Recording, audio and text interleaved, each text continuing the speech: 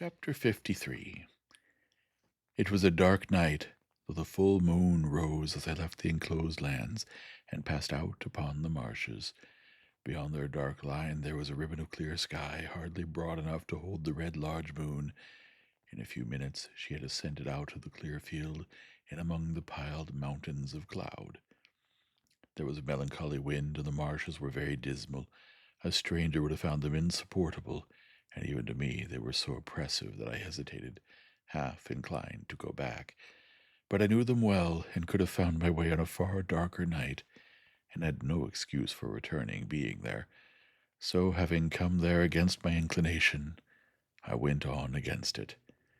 The direction that I took was not that in which my old home lay, nor that in which we had pursued the convicts. My back was turned towards the distant hulks as I walked on, and though I could see the old lights away on the spits of sand, I saw them over my shoulder. I knew the lime kiln as well as I knew the old battery, but they were miles apart, so that if a light had been burning at each point that night, there would have been a long strip of the blank horizon between the two bright specks. At first I had to shut some gates after me, and now and then to stand still while the cattle that were lying in the banked-up pathway arose and blundered down among the grass and reeds. But after a little while I seemed to have the whole flats to myself.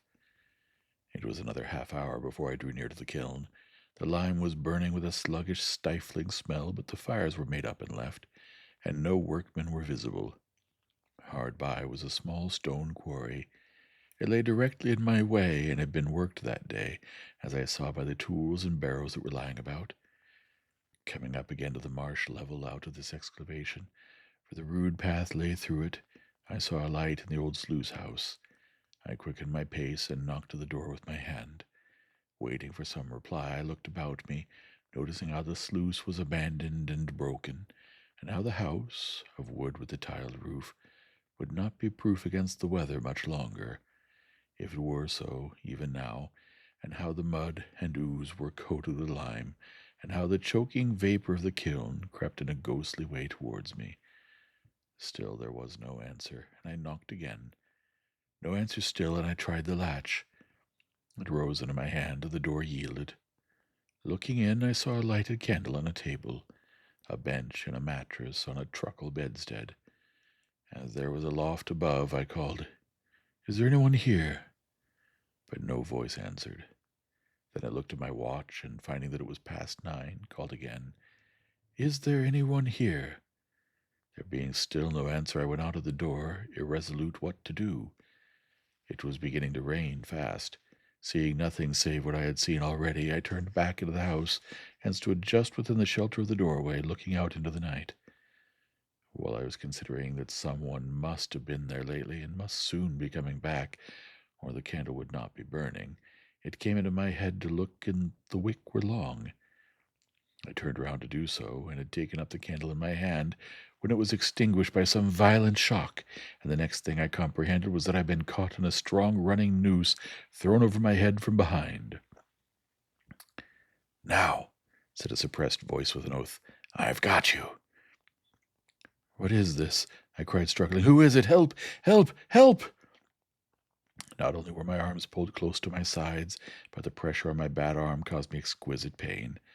Sometimes a strong man's hand, sometimes a strong man's breast, was set against my mouth to deaden my cries, and with a hot breath always close to me, I struggled ineffectually in the dark, while I was fastened tight to the wall. "And now," said the suppressed voice with another oath, "call it again, and I'll make short work of you." Faint and sick with the pain of my injured arm, bewildered by the surprise, and yet conscious of how easily this threat could be put in execution, I desisted, and tried to ease my arm, were it ever so little, but it was bound too tight for that. I felt as if, having been burnt before, it were now being boiled. The sudden exclusion of the night, and the substitution of black darkness in its place, warned me that the man had closed a shutter. After groping about for a little, he found the flint and steel he wanted, and began to strike a light. I strained my sight upon the sparks that fell among the tinder, and upon which he breathed and breathed, match in end. But I could only see his lips and the blue point of the match, even those but fitfully. The tinder was damp, no wonder there, and one after another the sparks died out. The man was in no hurry and struck again with the flint and steel. As the sparks fell thick and bright about him, I could see his hands and touches of his face. I could make out that he was seated and bending over the table, but nothing more. Presently I saw his blue lips again, breathing on the tinder, and then a flare of light flashed up and showed me Orlick. Whom I had looked for, I don't know. I had not looked for him. Seeing him, I felt that I was in a dangerous strait indeed, and I kept my eyes upon him. He lighted the candle from the flaring match with great deliberation, and dropped the match and trod it out. Then he put the candle away from him on the table so that he could see me, and sat with his arms folded on the table and looked at me. I made out that I was fastened to a stout perpendicular ladder a few inches from the wall, a fixture there, the means of ascent to the loft above. Now, said he, when he had surveyed one another for some time, I've got you. Unbind me. Let me go. Ah, he returned, I'll let you go. I'll let you go to the moon. I'll let you go to the stars. All in good time. Why have you lured me here? Don't you know? Said he with a deadly look. Why have you set upon me in the dark? Because I mean to do it all myself. One keeps a secret better than two. Oh, you enemy. You enemy. His enjoyment of the spectacle I furnished, as he sat with his arms folded on the table, shaking his head at me and hugging himself, had a malignity in it that made me tremble. As I watched him in silence, he put his hand into the corner at his side and took up a gun with a brass-bound stock. Do you know this? Said he, making as if he would take aim at me. Do you know where you saw it afore? Speak, Wolf. Yes, I answered. You cost me that place, you did. Speak. What else could I do? You did that, and that would be enough without more. How dared you to come betwixt me and a young woman I liked? When did I? When didn't you? It was you as always give old Orlick a bad name to her. You gave it to yourself. You gained it for yourself. I could have done you no harm if you had done yourself none. You're a liar, and you'll take any pains and spend any money to drive me out of this country, will you? Said he, repeating my words to Biddy in the last interview I had with her. Now I'll tell you a piece of information. It was never so well worth your while to get me out of this country as it is tonight. Ah, if it was all your money 20 times told to the last brass farden. As he shook his heavy hand at me with his mouth snarling like a tiger's, I felt that it was true. What are you going to do to me? I'm a-goin', said he.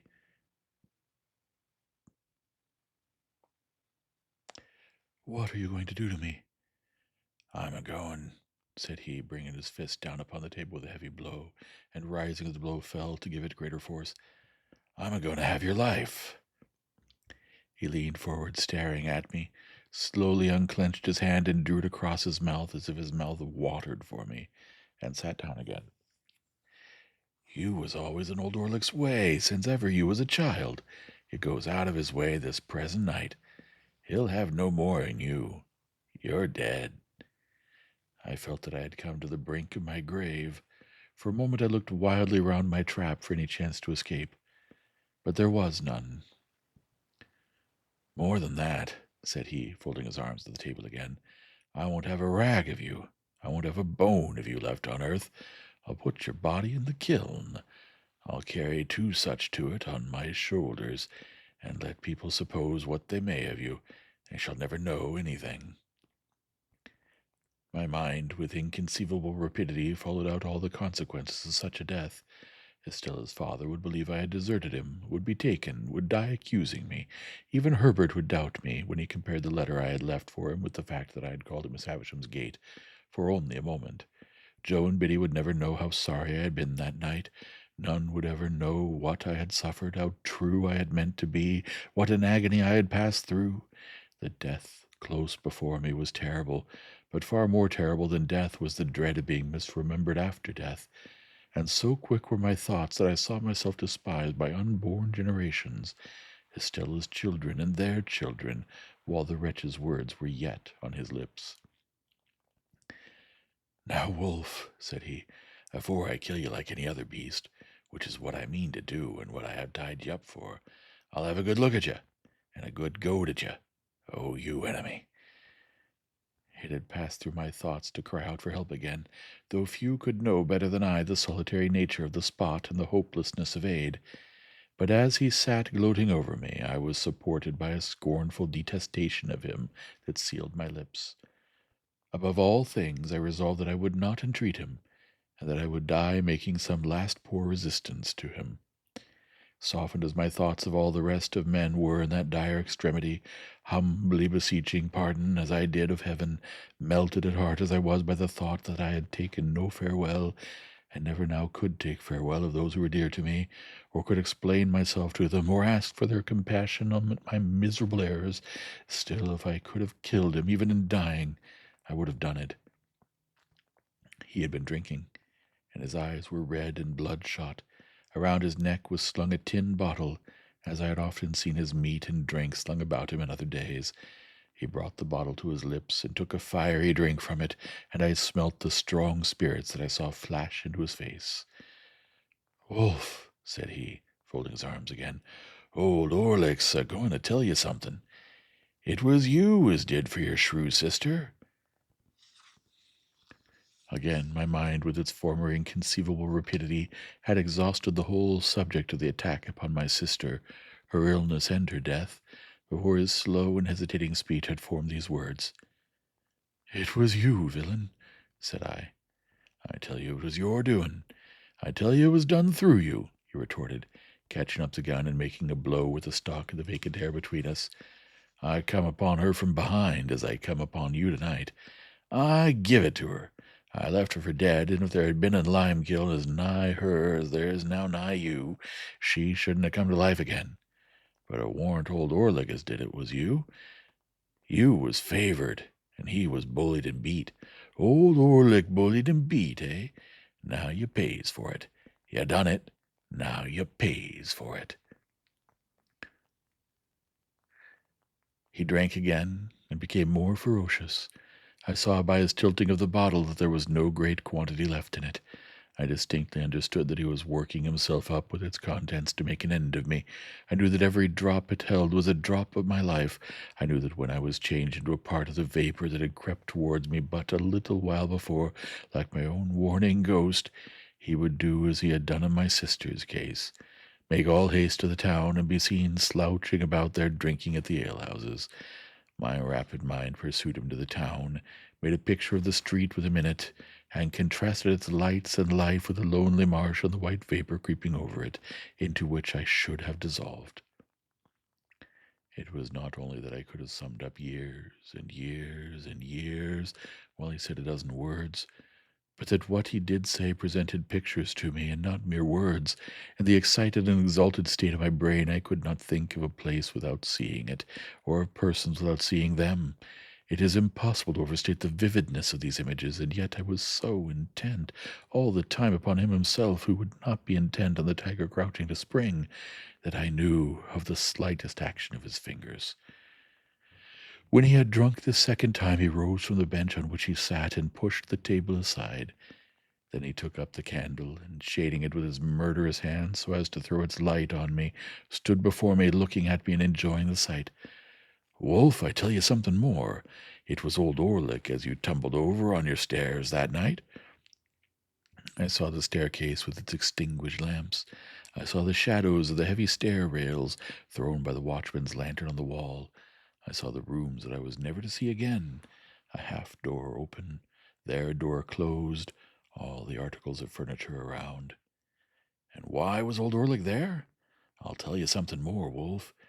You and her have pretty well hunted me out of this country, so far as getting an easy living as it goes, and I've took up with new companions and new masters. Some of 'em writes my letters when I want some wrote. Do you mind? Writes my letters, Wolf. They writes 50 hands. They're not like you sneaking, as writes but one. I've had a firm mind and a firm will to have your life since you was down here at your sister's burying. I hadn't seen a way to get you safe, and I looked arter you to know your ins and outs. For says old Orlick to himself, somehow or another I'll have him. What?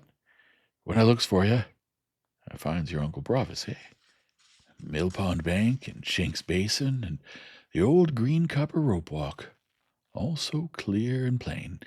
Provis in his rooms, the signal whose use was over, pretty Clara, the good motherly woman, old Bill Barley on his back, all drifting by, as on the swift stream of my life fast running out to sea. You with a uncle, too. Why, I'd known you'd at Gargery's when you was so small a wolf that I could ha' took your wheezin' betwixt this finger and thumb and chucked you away dead, as I'd thoughts o' doin' odd times when I see you loiterin' amongst the pollards on a Sunday. And you hadn't found no uncles then. No, not you. But when old Orla come for to hear that your Uncle Provis had most like wore the leg iron what old Orlick had picked up, filed asunder on these meshes ever so many year ago, and what he kept by him till he dropped your sister with it like a bullock, as he means to drop you, and when he come for to hear that, In his savage taunting he flared the candle so close at me that I turned my face aside to save it from the flame. "Ah!" he cried, laughing, after doing it again. "The burnt child dreads the fire. Old Orlick knowed you was burnt. Old Orlick knowed you was smuggling her Uncle Provis away. Old Orlick's a match for you, and knowed you'd come tonight. Now I'll tell you something more, Wolf, and this ends it. There's them that's as good as a match for your Uncle Provis as old Orlick has been for you. Let him wear them when he's lost his nevy. Let him wear them when no man can't find a rag of his dear relation's clothes, nor yet a bone of his body. There's them that can't and that won't have Magwitch. Yes, I know the name, alive in the same land with them, and that's had such sure information of him when he was alive in another land as that he couldn't and shouldn't leave it unbeknown and put them in danger. P'raps it's them that writes 50 hands, and that's not like sneaking you as writes but one. We're compassing Magwitch and the gallows." He flared the candle at me again, and smoking my face and hair, and for an instant blinding me, and turned his powerful back as he replaced the light on the table. I had thought a prayer, and had been with Joe and Biddy and Herbert, before he turned towards me again. There was a clear space of a few feet between the table and the opposite wall. Within this space he now slouched backwards and forwards. His great strength seemed to sit stronger upon him than ever before, as he did this with his hands hanging loose and heavy at his sides, and with his eyes scowling at me. I had no grain of hope left. Wild as my inward hurry was, and wonderful the force of the pictures that rushed by me instead of thoughts, I could yet clearly understand that unless he had resolved that I was within a few moments of surely perishing out of all human knowledge, he would never have told me what he had told. Of a sudden he stopped, took the cork out of the bottle, and tossed it away. Light as it was, I heard it fall like a plummet. He swallowed slowly, tilting up the bottle by little and little, and now he looked at me no more. The last few drops of liquor he poured into the palm of his hand, and licked up. Then, with a sudden hurry of violence and swearing horribly, he threw the bottle from him and stooped, and I saw in his hand a stone hammer with a long, heavy handle. The resolution I had made did not desert me, for without uttering one vain word of appeal to him, I shouted out with all my might and struggled with all my might. It was only my head and my legs that I could move, but to that extent I struggled with all the force, until then unknown, that was within me.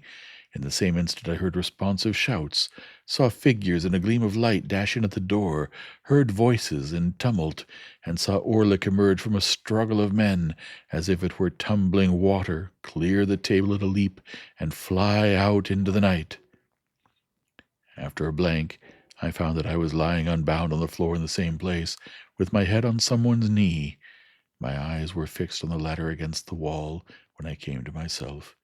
I had opened on it before my mind saw to it, and thus, as I recovered consciousness, I knew that I was in the place where I had lost it.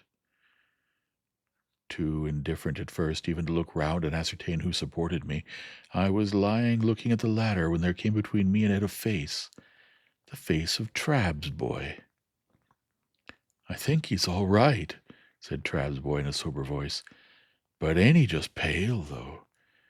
At these words, the face of him who supported me looked over into mine, and I saw my supporter to be Herbert. Great heaven! Softly, said Herbert.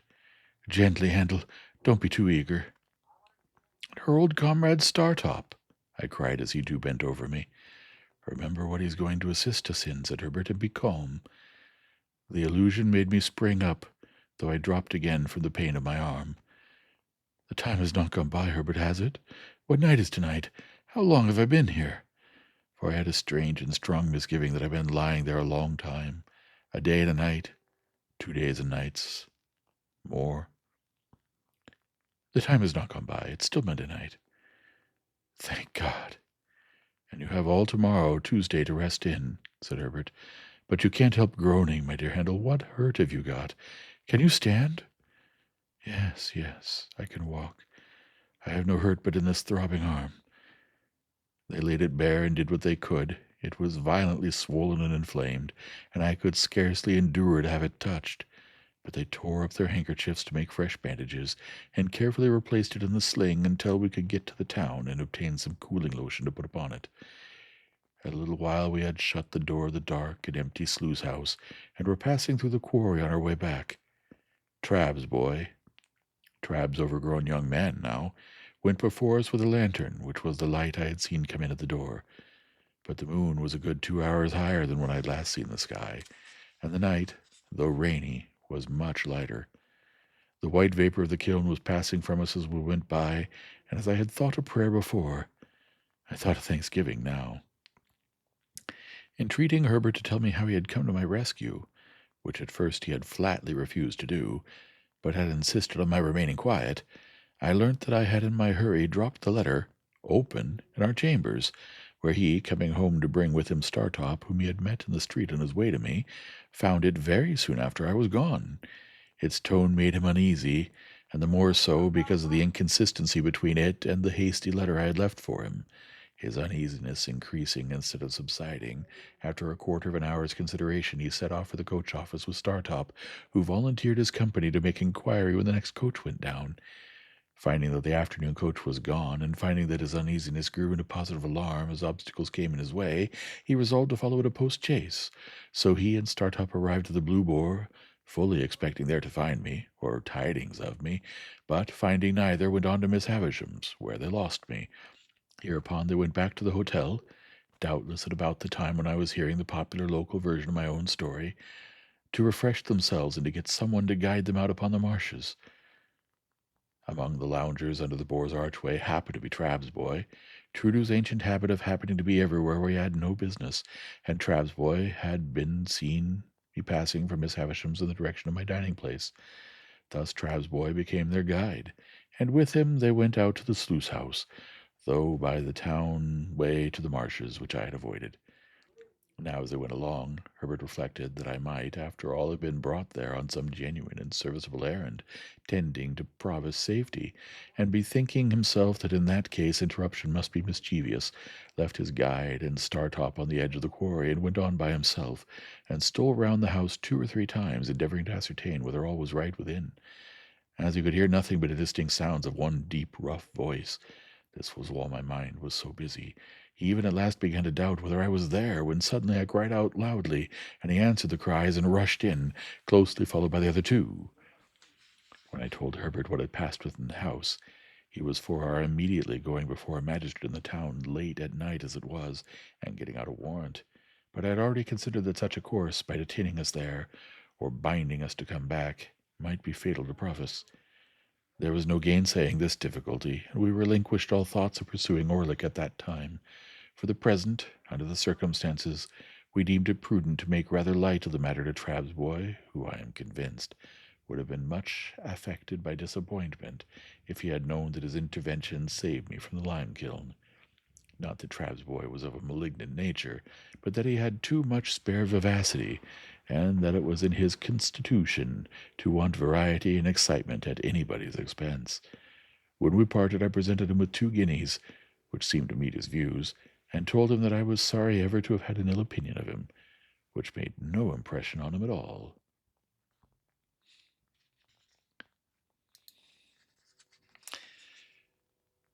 Wednesday being so close upon us, we determined to go back to London that night, 3 in the post-chaise, the rather, as we should then be clear away before the night's adventure began to be talked of.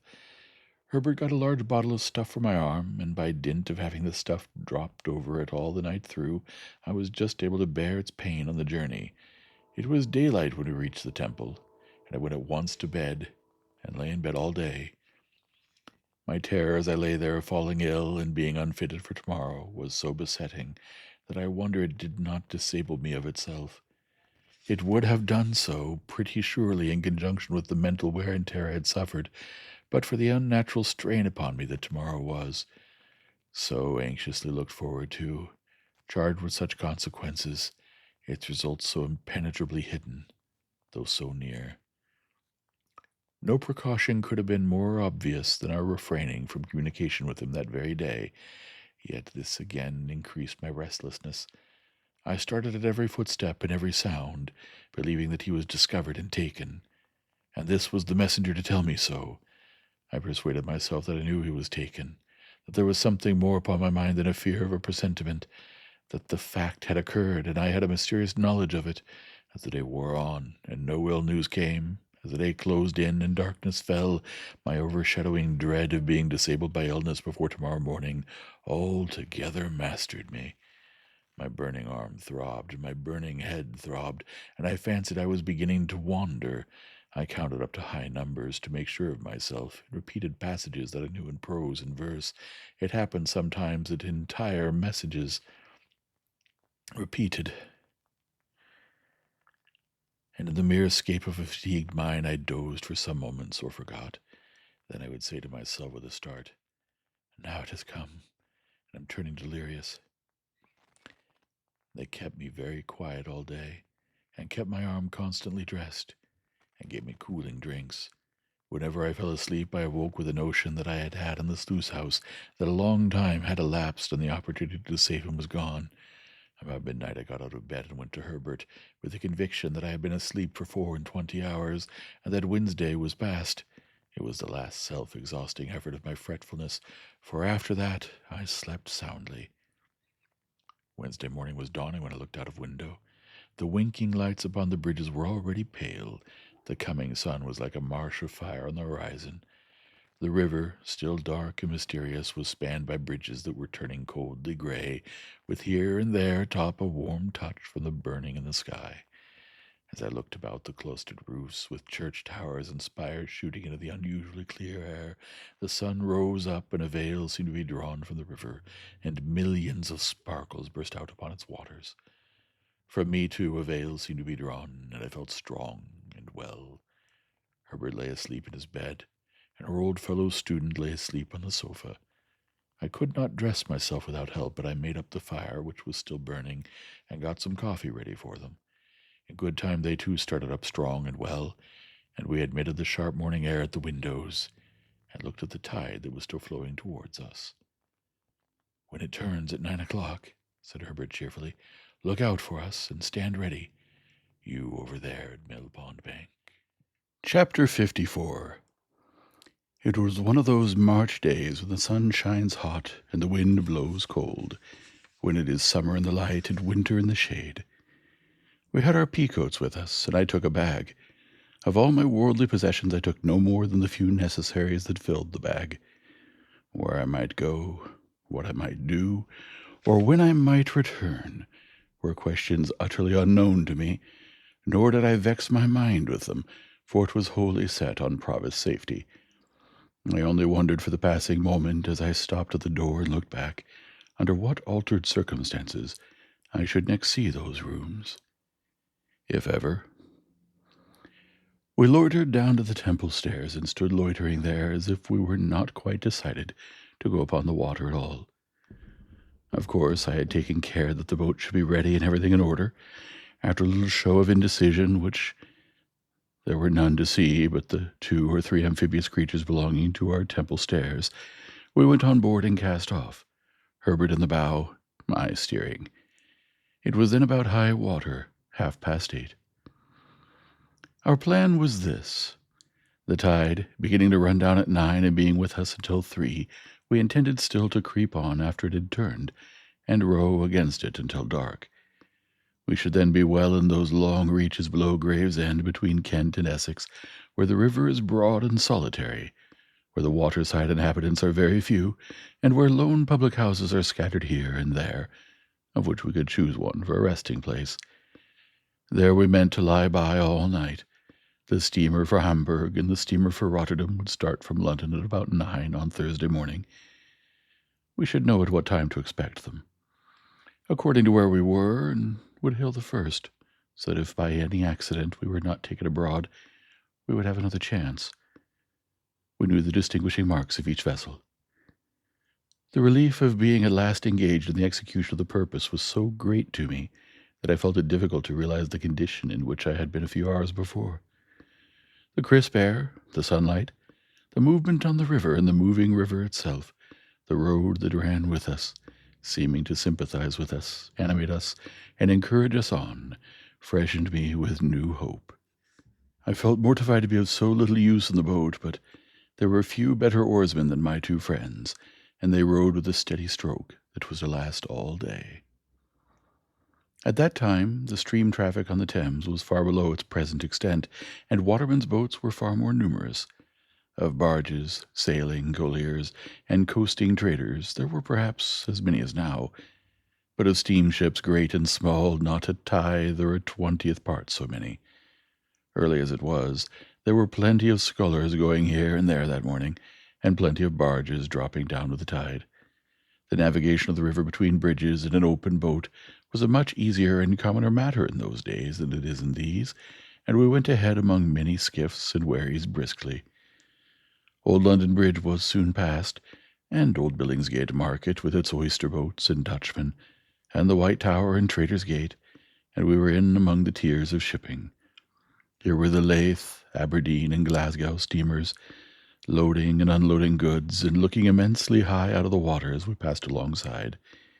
Here were colliers by the score and score, with the coal whippers plunging off stages on deck, as counterweights to measures of coal swinging up, which were then rattled over the side into barges. Here at her moorings was tomorrow's steamer for Rotterdam, of which we took good notice, and here tomorrow's for Hamburg, under whose bowsprit we crossed. And now I, sitting in the stern, could see, with a faster beating heart, Millpond Bank and Millpond Stairs. "Is he there?" said Herbert. "Not yet." "Right. It was not to come down till he saw us. Can you see his signal?" "Not well from here, but I think I see it." "Now I see him. Pull both. Easy. Herbert, oars." We touched the stairs lightly for a single moment, and he was on board, and we were off again.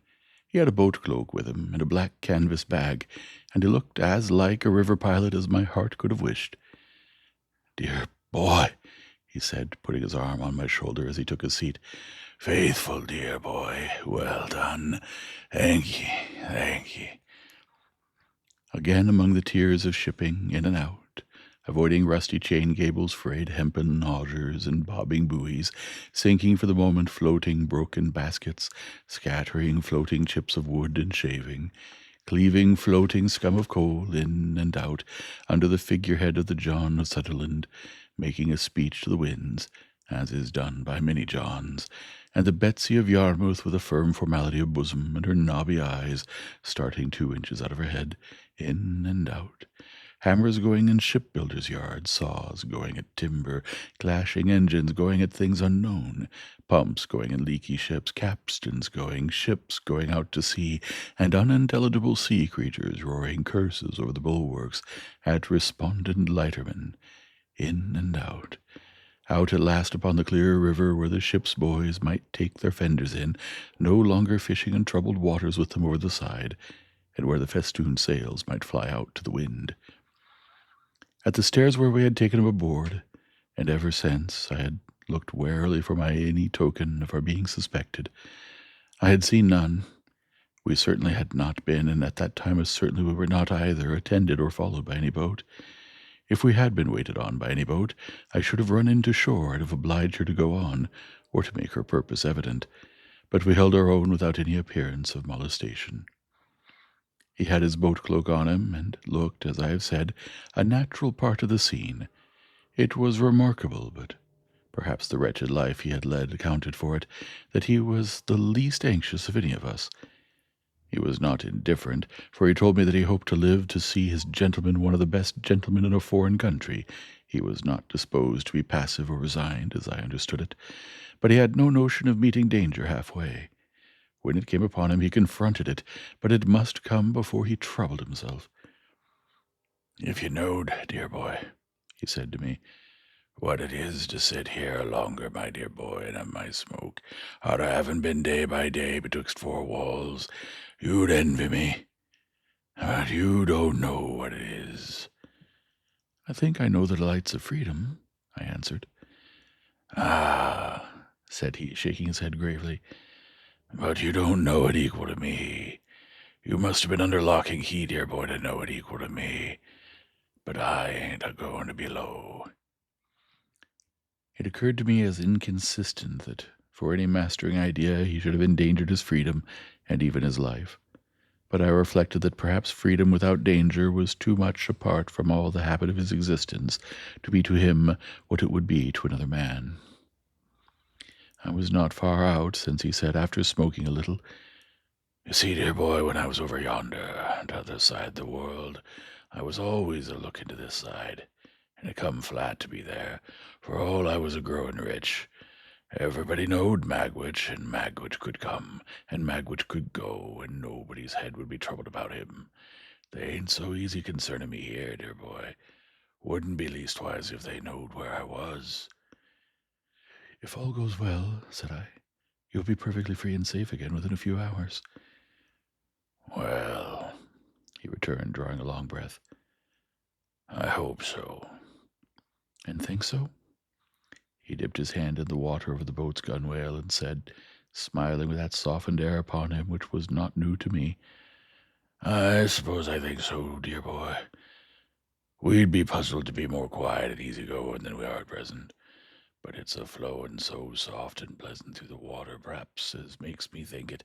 I was a-thinking through my smoke just then that we can no more see to the bottom of the next few hours than we can see to the bottom of this river when I catches hold of. Nor yet we can't no more hold their tide than I could hold this, and it's run through my fingers and gone, you see," holding up his dripping hand. "But for your face, I should think you were a little despondent," said I. "Not a bit on it, dear boy. It comes a-flowing on so quiet, and of that there rippling at the boat's head making a sort of a Sunday tune. Maybe I'm a-growing a trifle old beside." He put his pipe back in his mouth with an undisturbed expression of face, and sat as composed and contented as if we were already out of England. Yet he was as submissive to a word of advice as if he had been in constant terror, for when we ran ashore to get some bottles of beer into the boat, and he was stepping out, I hinted that I thought he would be safest where he was, and he said, "Do you, dear boy?" and quietly sat down again.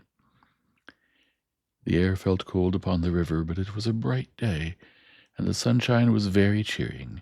The tide ran strong. I took care to lose none of it, and our steady stroke carried us on thoroughly well. By imperceptible degrees, as the tide ran out, we lost more and more of the nearer woods and hills, and dropped lower and lower between the muddy banks, but the tide was yet with us when we were off Gravesend.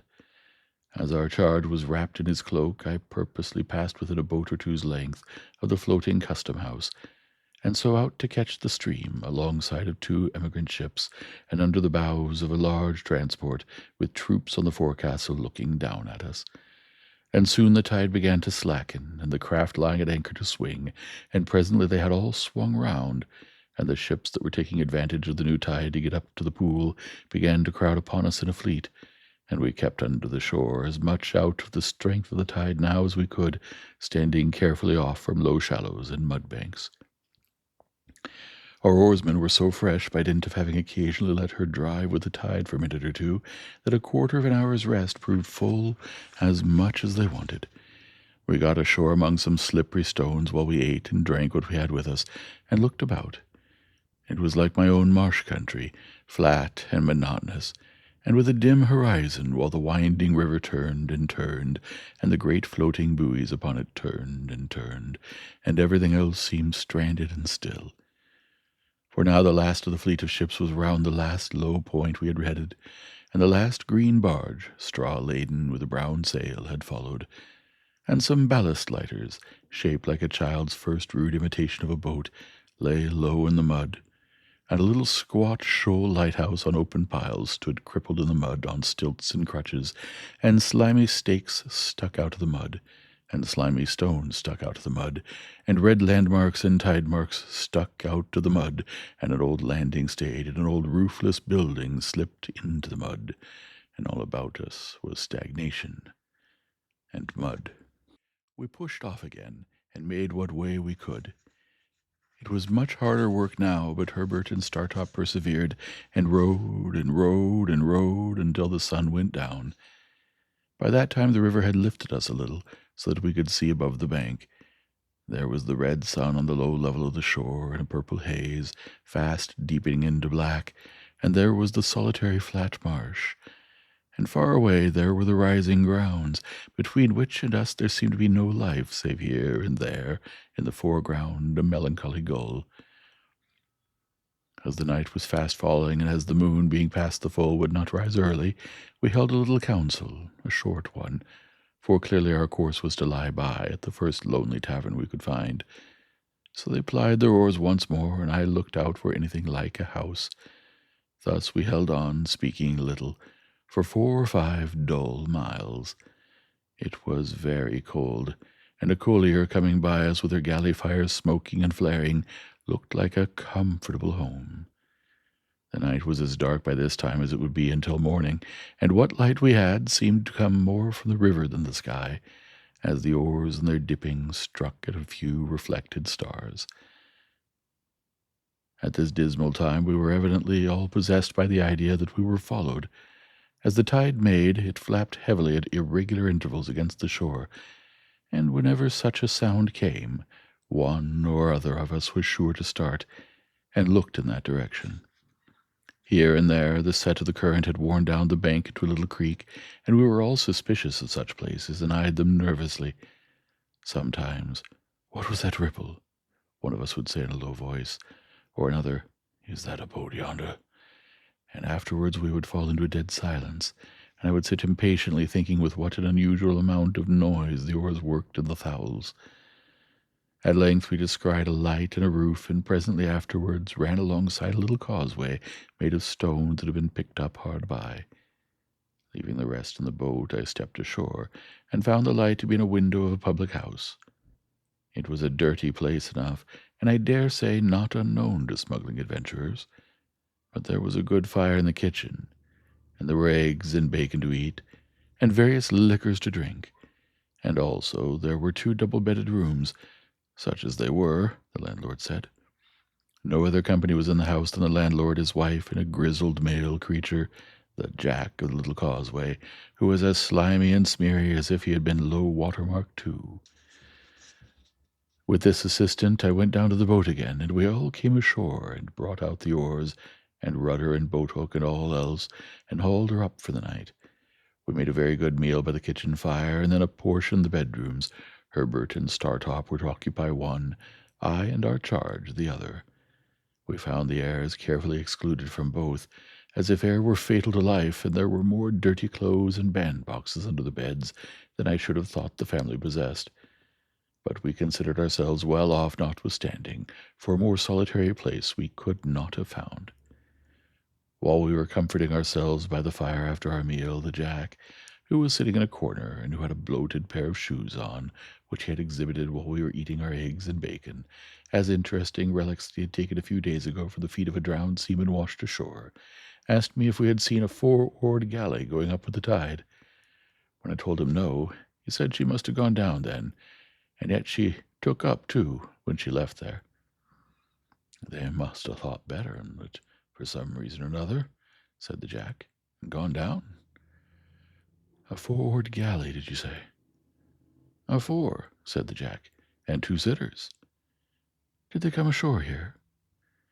"They put in with a stone 2-gallon jar for some beer. I'd have been glad to poison the beer myself, said the Jack, or put some rattling physique in it. Why? I know why, said the Jack. He spoke in a slushy mouth, as if much mud had washed into his throat.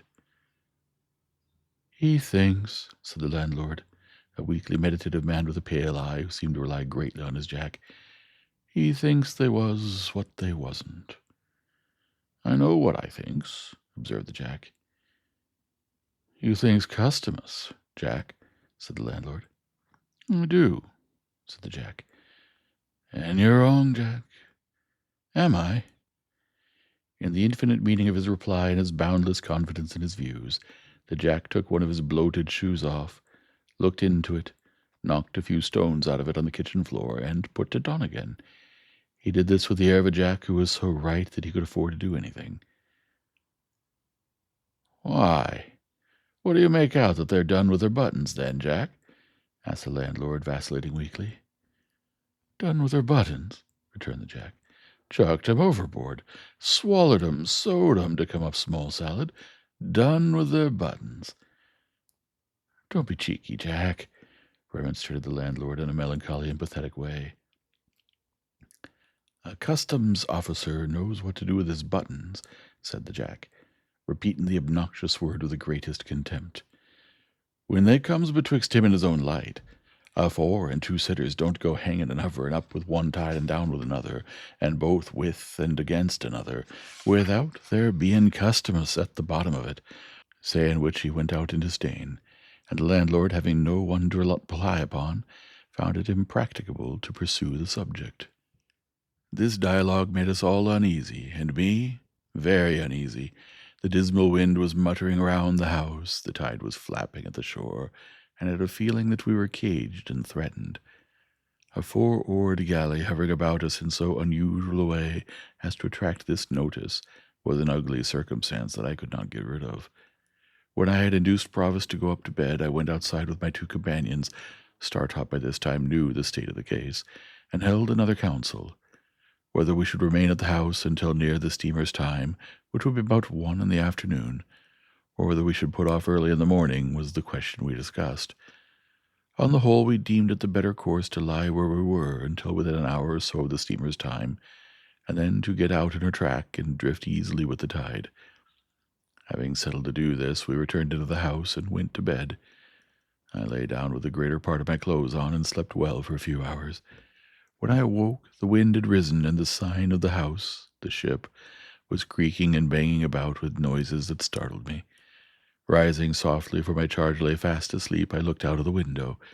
It commanded the causeway where we had hauled up our boat, and as my eyes adapted themselves to the light of the clouded moon, I saw 2 men looking into her. They passed by under the window, looking at nothing else, and they did not go down into the landing place, which I could discern to be empty, but struck across the marsh in the direction of the Nore. My first impulse was to call up Herbert and show him the 2 men going away, but reflecting before I got into his room, which was at the back of the house and adjoined mine, that he and Startop had had a harder day than I, and were fatigued, I forbore. Going back to my window, I could see the 2 men moving over the marsh.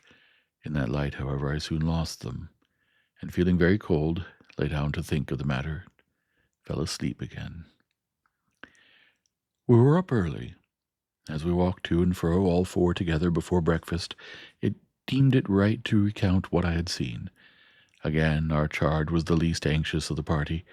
It was very likely that the men belonged to the custom-house, he said quietly, and that they had no thought of us. I tried to persuade myself that it was so, as indeed it might easily be. However, I proposed that he and I should walk away together to a distant point we could see, and that the boat should take us aboard there, or as near there as might prove feasible, at about noon. This being considered a good precaution, soon after breakfast he and I set forth without saying anything at the tavern. He smoked his pipe as we went along, and sometimes stopped to clap me on the shoulder. One would have supposed that it was I who was in danger, not he, and that he was reassuring me. We spoke very little. As we approached the point, I begged him to remain in a sheltered place, while I went on to reconnoitre, for it was towards it that the men had passed in the night. He complied, and I went on alone. There was no boat off the point, nor any boat drawn up anywhere near it, nor were there any signs of the men having embarked there. But to be sure, the tide was high, and there might have been some footprints under water.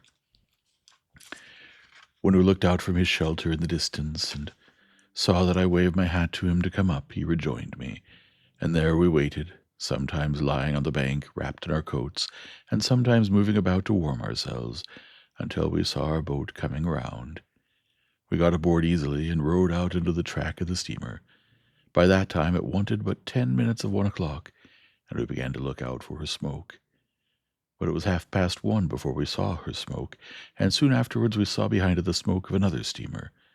As they were coming on at full speed, we got the 2 bags ready, and took that opportunity of saying goodbye to Herbert and Startop. We had all shaken hands cordially, and neither Herbert's eyes nor mine were quite dry, when I saw a 4-oared galley shoot out from under the bank but a little way ahead of us, and row out into the same track. A stretch of shore had been as yet between us and the steamer's smoke, by reason of the bend and wind of the river, but now she was visible, coming head on. I called to Herbert and Startop to keep before the tide, that she might see us lying by for her, and I adjured Provis to sit quite still, wrapped in his cloak. He answered cheerily, "Trust to me, dear boy," and sat like a statue. Meantime the galley, which was a very skilfully handled one, had crossed us, let us come up with her, and fallen alongside.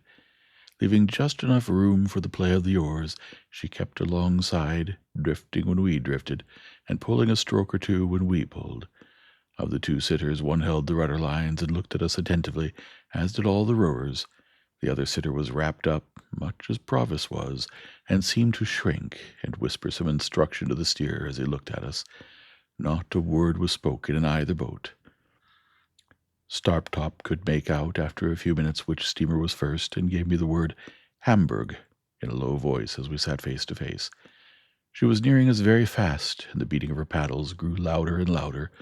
I felt as if her shadow were absolutely upon us. When the galley hailed us, I answered. "You have a return transport there," said the man who held the lines. "That's the man wrapped in the cloak. His name is Abel Magwitch, otherwise Provis. I apprehend that man and call upon him to surrender, and you to assist." At the same moment, without giving any audible direction to his crew, he ran the galley abroad of us. They had pulled one sudden stroke ahead, had got their oars in, had run athwart us, and were holding on to our gunwale before we knew what they were doing. This caused great confusion on board the steamer, and I heard them calling to us, and heard the order given to stop the paddles, and heard them stop, but felt her driving down upon us irresistibly. In the same moment I saw the steersman of the galley lay his hand on his prisoner's shoulder, and saw that both boats were swinging round with the force of the tide, and saw that all hands on board the steamer were running forward quite frantically. Still in the same moment I saw the prisoner start up, lean across his captor, and pull the cloak from the neck of the shrinking sitter in the galley. Still in the same moment I saw that the face disclosed was the face of the other convict of long ago. Still in the same moment I saw the face tilt backward with a white terror on it that I shall never forget, and heard a great cry on board the steamer, and a loud splash in the water, and felt the boat sink from under me. It was but for an instant that I seemed to struggle with 1,000 mill weirs, and 1,000 flashes of light. That instant past, I was taken on board the galley. Herbert was there, and Startop was there, but our boat was gone, and the 2 convicts were gone. What with the cries aboard the steamer, and the furious blowing off of her steam, and her driving on and hard driving on, I could not at first distinguish sky from water, or shore from shore, but the crew of the galley, right at her with great speed, and pulling certain swift strong strokes ahead, lay upon their oars, every man looking silently and eagerly at the water astern. Presently a dark object was seen in it, bearing towards us on the tide. No man spoke, but the steersman held up his hand, and all softly backed water, and kept the boat straight and true before it. As it came nearer, I saw it to be Magwitch. Swimming, but not swimming freely, he was taken on board and instantly manacled at the wrists and ankles. The galley was kept steady, and the silent, eager look out at the water was resumed. But the Rotterdam steamer now came up, and apparently not understanding what had happened, came on at speed. By the time she had been hailed and stopped, both steamers were drifting away from us, and we were rising and falling in a troubled wake of water. The lookout was kept long after all was still again and the 2 steamers were gone, but everybody knew that it was hopeless now. At length we gave it up and pulled under the shore towards the tavern we had lately left, where we were received with no little surprise. Here I was able to get some comforts for Magwitch, provost no longer, who had received some very severe injury in the chest and a deep cut in the head. He told me that he believed himself to have gone under the keel of the steamer and to have been struck on the head in rising. The injury to his chest, which rendered his breathing extremely painful, he thought he had received against the side of the galley. He added that he did not pretend to say what he might or might not have done to Compeyson, but that in the moment of his laying his hand on his cloak to identify him, that villain had staggered up and staggered back, and they had both gone overboard together when the sudden wrenching of him, Magwitch, out of our boat, and the endeavor of his captor to keep him in it, had capsized us. He told me in a whisper that they had gone down, fiercely locked in each other's arms, and that there had been a struggle under the water, and that he had disengaged himself, struck out, and swum away. I never had any reason to doubt the exact truth of what he thus told me. The officer who steered the galley gave the same account of their going overboard. When I asked this officer's permission to change the prisoner's wet clothes by purchasing any spare garments I could get at the public house, he gave it readily, merely observing that he must take charge of everything his prisoner had about him. So the pocketbook, which had once been in my hands, passed into the officer's. He further gave me leave to accompany the prisoner to London, but declined to accord that grace to my 2 friends. The Jack at the ship was instructed where the drowned man had gone down, and undertook to search for the body in the places where it was likeliest to come ashore. His interest in its recovery seemed to be much heightened when he heard that I had stockings on. Probably it took about a dozen drowned men to fit him out completely, and that may have been the reason why the different articles of his dress were in various stages of decay. We remained at the public house until the tide turned, and then Magwitch was carried down to the galley and put on board. Herbert and Startop were to get to London by land as soon as they could. We had a doleful parting, and when I took my place by Magwitch's side, I felt that that was my place henceforth while he lived. For now my repugnance to him had all melted away, and in the hunted, wounded, shackled creature who held my hand in his, I only saw a man who had meant to be my benefactor, and who had felt affectionately, gratefully, and generously towards me with great constancy through a series of years. I only saw in him a much better man than I had been to Joe. His breathing became more difficult and painful as night drew on, and often he could not repress a groan.